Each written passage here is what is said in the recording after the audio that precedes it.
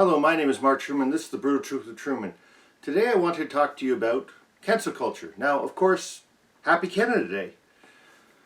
Well, cancel culture basically has been around for quite a while actually now.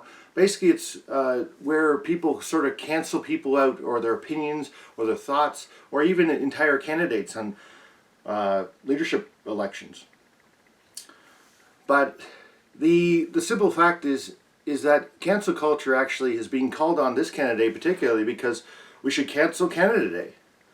We should cancel the many years of history that we've enjoyed, the many freedom-loving years we've enjoyed, and we should cancel it because of residential schools. Well, let me just give you a little bit of a history lesson here. Canada has done some very unsavory things in the past as a nation. For example, of course, there was the railways and the Chinese and the nitroglycerin blowing ways through the railway. There was the internment camps for the Japanese, and of course there's the residential schools. Now all shouldn't be glossed over, none should be cancelled out, and the history of these events should not be eliminated or erased. Because when we don't learn from history, we tend to stumble over the same mistakes in human history. And so as a Canadian, as a proud Canadian by the way, we should actually learn from these things. We should actually, you know what?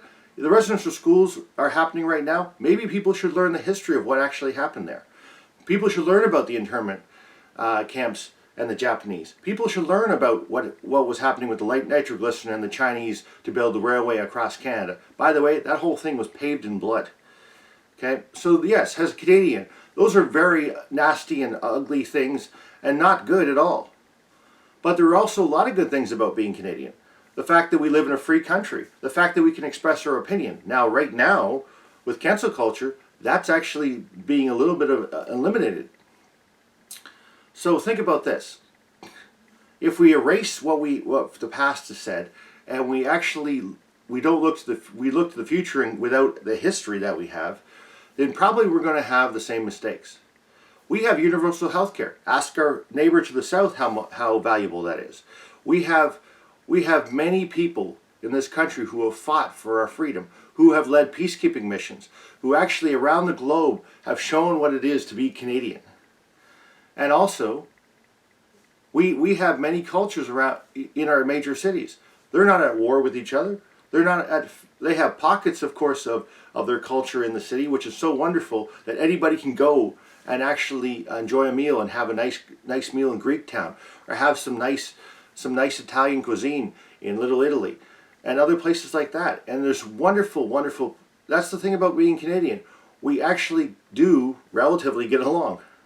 We shouldn't actually erase the mistakes of the past. We shouldn't erase the history. We should learn from it. We should realize that these mistakes should not be made again. And we should actually pledge every Canada Day and every day that we are Canadian to make this country a better place, to make this country better, to make this country not go back to the mistakes of the past, like segregation, internment, or residential schools with the natives. We need to press on and basically say, this country is free for all, and we should embrace it. We should love it. We should appreciate it.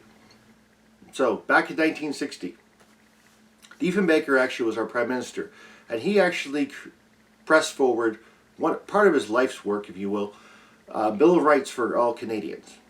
Now, this Bill of Rights covers every Canadian citizen. And here's the quote that he says upon passing the Bill of Rights. I am a Canadian, a free Canadian. Free to speak without fear, free to worship in my own way, free to stand for what I think is right, free to oppose what I believe is wrong, or free to choose those who shall govern my country. This is the heritage of freedom I pledge to uphold for myself and all mankind. So this Canada Day, I hope you won't cancel Canada Day, but you will follow that as every Canadian should. And that's what we should be celebrating. And that's the brutal truth.